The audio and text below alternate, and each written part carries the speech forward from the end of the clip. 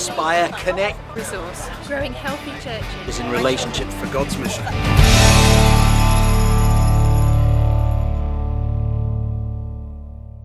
Hi, I'm Joth Hunt and I'm here at Northern Baptist College, and I'm here to visit and meet with Glen Marshall. Glen is going to be our keynote speaker at our Southern Counties Baptist Association Leaders Conference, and we're really looking forward to being with him and hearing what God has to say through him. So let's go and find out what he's got to say for himself and learn a bit more about who Glen is. Well, Glen, it's great to be here. Thank you for welcoming me to Luther King House. Luther King House, that's right. Luther King House. Yep. And thank you for the sunshine. Tell us a little bit about Glen and your family life. I'm married to Kathy, who is a teacher specialising in working with children with autism. We've got two children, a daughter Amy, who's a nursery school teacher. She's married to Mike, who's a counsellor.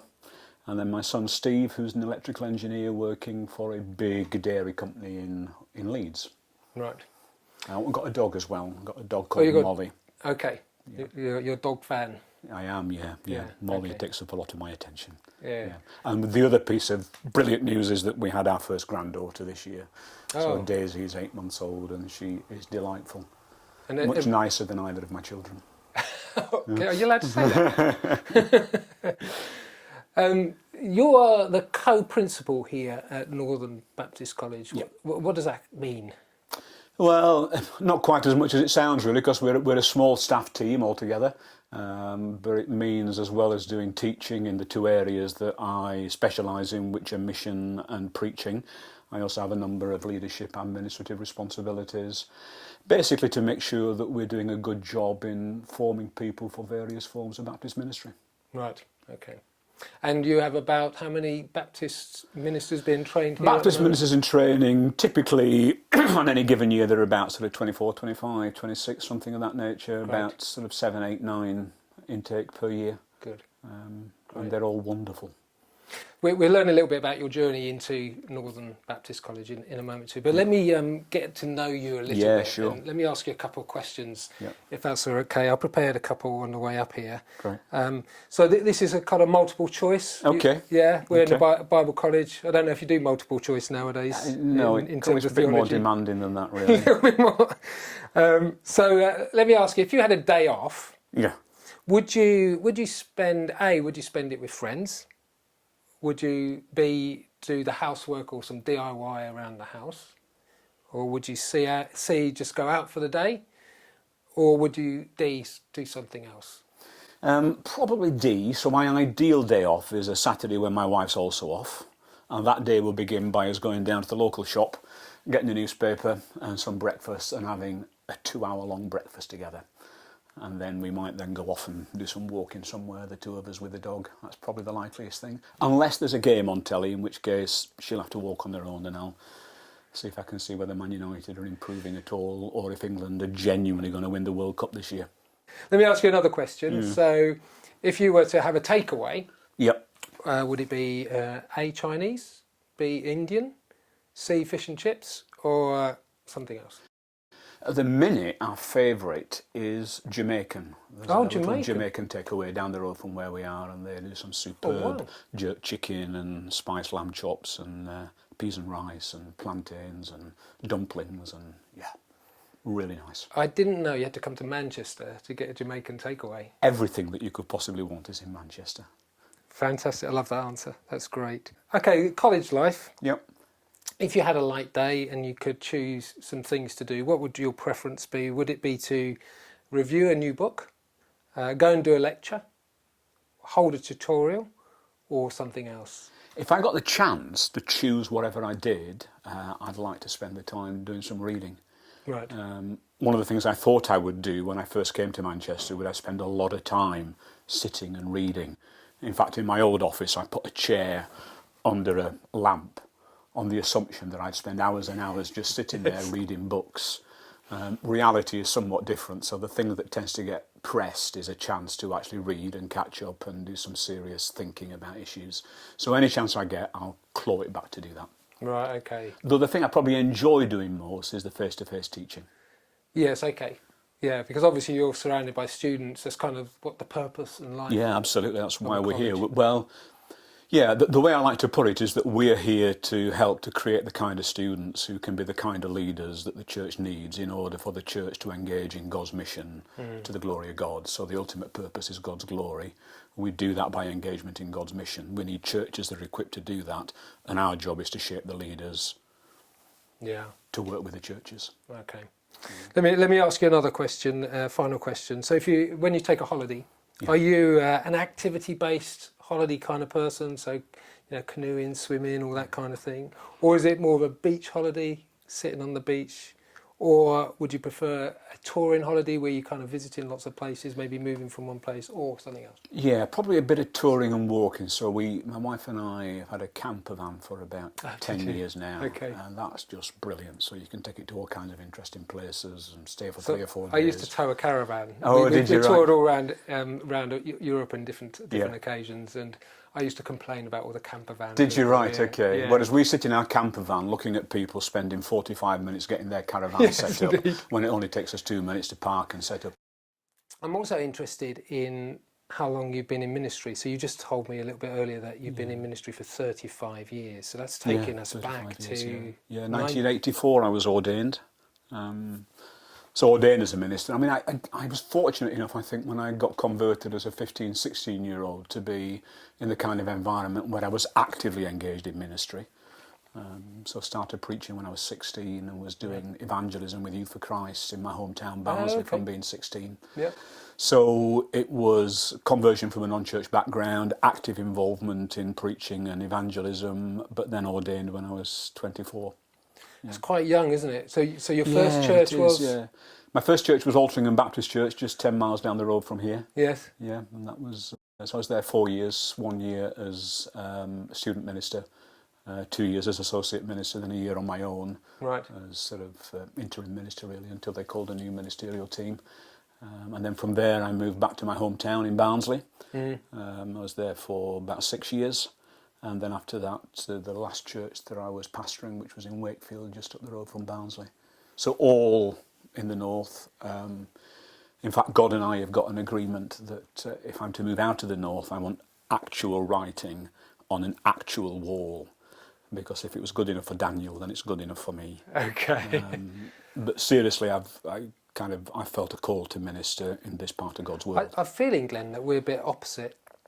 Because you're a Man U supporter, I'm a Liverpool supporter. Yeah. You're a camper van Yeah. man, I'm a caravaner. Yeah. And I'm a southerner. Yeah. And I would have to have writing on the wall to come to the north, I think. Is that right? Yeah. Yeah, whereas you'll be the reverse. Yeah, I prefer being a northerner like Jesus. That's fair enough. Yeah. I hope I'm not too Pharisaic. But just going back to your journey, just tell me a little bit about that calling and that young life. What was that like? How did God lead you and call you into being ordained? There was one particular moment actually, which was at a Youth for Christ event in Stockport, when Clive Calver was preaching. And it was a classic call. I kind of went into there thinking I'd probably do my A-levels, go off to university, I was toying with the idea of perhaps being a journalist. But on that occasion, God spoke to me and said, no, it's full-time ministry for you. And it really felt like that. I was 17 at the time. Been preaching for a few months, really felt God's presence while preaching, really enjoyed sharing faith with people in my town. And God just put his finger on me and sort of said, this is what I need you to give your time and energies to until I tell you to stop. Right. And so far, he's not told me to stop. And how important has that been? I mean, 35 years on, Yeah. are there moments where you go back and kind of remind yourself, this is what God has said, called? Yeah, I don't think I've ever really had reason to question that or to doubt that. There have been moments where God steps in and renews that sense of call. Yes. And recenters me and reminds me what it's all about. But it's never been something that I've ever been tempted to waver from, I don't think. It's just me, it's who I am. It's what I'm called to be, what I'm called to do. And it feels as if it's the right place still. So I'm happy with that. Let's talk about college, because you've been here since 2000? 2004 I started here as a tutor, yeah. Just what was the transition to God bringing you and calling you to be part of Northern Baptist College? Two things really. One, the most immediate thing was somebody approached me and sort of said, there's this position at Northern Baptist College, I think you ought to apply. I wasn't looking to move into college, although I always thought that because I enjoyed the sort of kind of teaching side of ministry, that might be a possibility in the future. So there was that, and there was also that sense that having been at my last church at Wakefield Baptist Church for about 12 and a half years, I was just at that stage about wondering, well, what might be next? And I had such a brilliant time at Wakefield, it was wonderful. I couldn't imagine any other church I'd rather be at. Oh, good. And so I was just at that place of just puzzling over that really. What does that mean? Does that mean I'm here for another 10, 20, 30 years? And then this friend and colleague who I really respected approached me and sort of said, you ought to apply for this position. And that just seemed to click, so I thought, well, I'd test it and see. And I ended up, making that move from being a pastor to being kind of one stage back in ministry, I think. Because I think pastors and pioneer ministers and evangelists and missionaries are the ones who are with regular church members on the front line. We're kind of backroom staff, really. We're the kind of coaching staff, not the players on the field in that sense. And what do you love particularly about being, what if there's two other things about being part of a college life, what's the thing that kind of really motivates you and passions you? I love being able to irritate people. So if somebody asks me what's my job as a teacher, my answer is I want the students to know that I love them, and then I poke them with a stick. Because there's something about just being stirred out of your assumptions. You're reminding me of my old lecturers at London Bible College. Right, okay. I think that, it really provoked me at times. Yeah. And I like to think that wherever people come from, wherever part of the theological spectrum they find themselves on, I'd find the appropriate stick with which to poke them. Okay, Because I think one of the worst things that can happen to us in our ministry is that we become complacent. And too settled in our way of seeing things.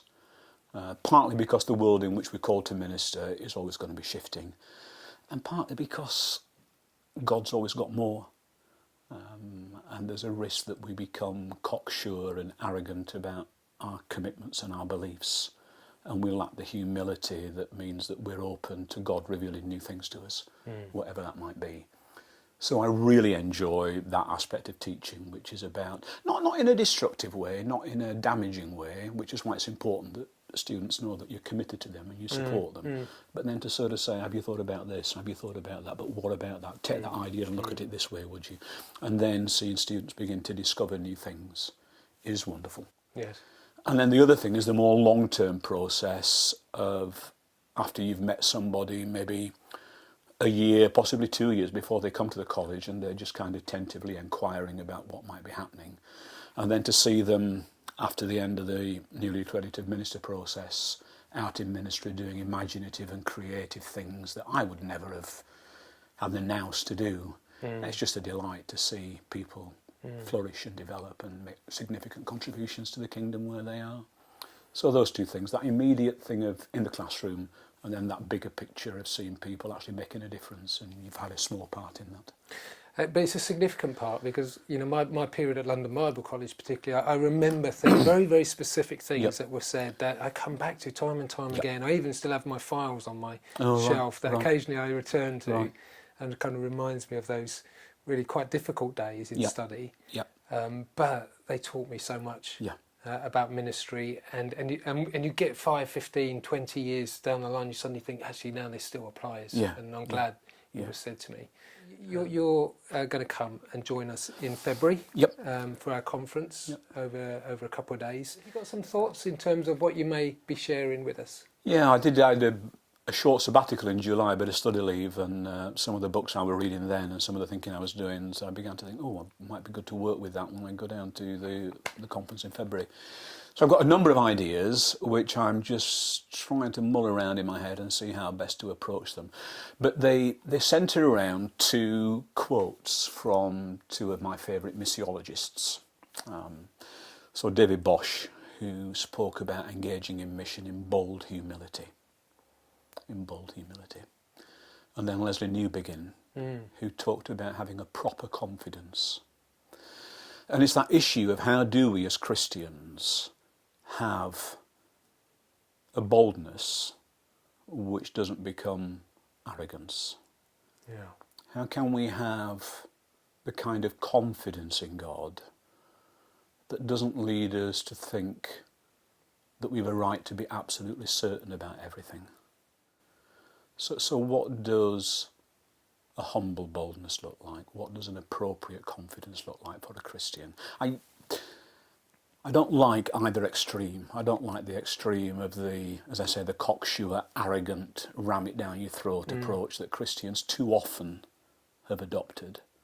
Or on the other hand, the kind of mealy-mouthed diffidence where people feel as if they've got nothing to say at all, that there's got to be a better way, there's got to be somewhere in between that where we're confident about what we believe, but we hold it out with a degree of humility, respecting the people to whom we hold it out.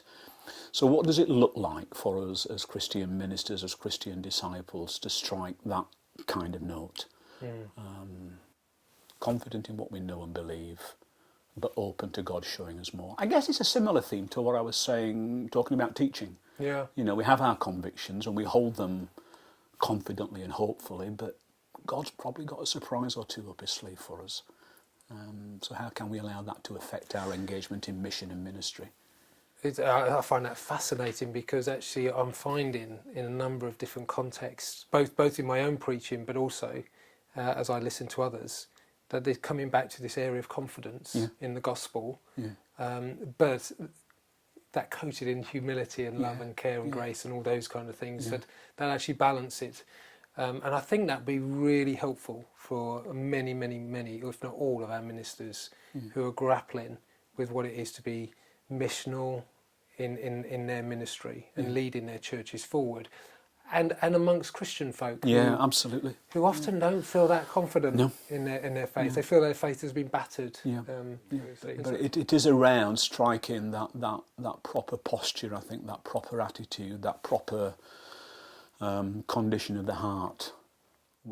I sometimes think when I read about the disciples in the New Testament, and you'll be aware that discipleship is one of the inwords at the minute. You've got to be into discipleship and you've got to be into mission, otherwise you're going to hell these days, it seems. But when I look at discipleship in the New Testament, it often seems to me that for the people who walk with Jesus or in the book of Acts, discipleship was kind of stumbling around after Jesus, wondering what he's going to do next. Yeah, it was. And so I'm nervous about approaches to mission and discipleship that reduce it to systems and programs and methods. I'm far more attracted to that kind of commitment to being open to Jesus doing whatever Jesus wants to do, to the Spirit coming and surprising us and blowing from surprising directions and upsetting things, and just that sense of adventure with God.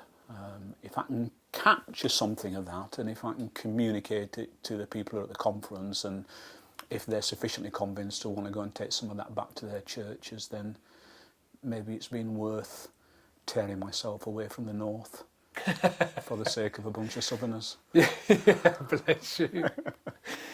And it sounds like, God could take us on an adventure. I hope so. In that conference, hopefully we'll be open to the Spirit to take us to a place where perhaps we didn't expect to go. Come and prod us with one of your sticks. Yeah, and see what comes out, because when you prod somebody, sometimes stuff comes out that you weren't expecting, and you end up learning from. Yeah. So people may well bring things that I've not thought of, so hopefully it'll be an experience of learning together, learning from one another, and by God's grace, learning from God.